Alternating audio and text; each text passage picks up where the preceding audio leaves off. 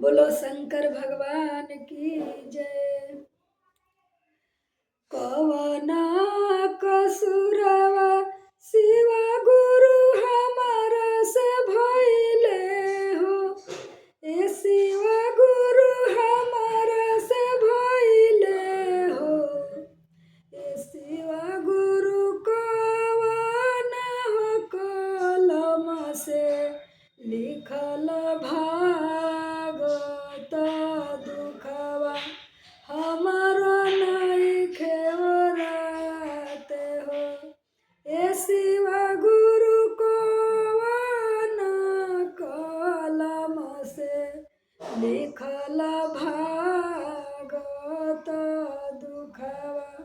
हमारो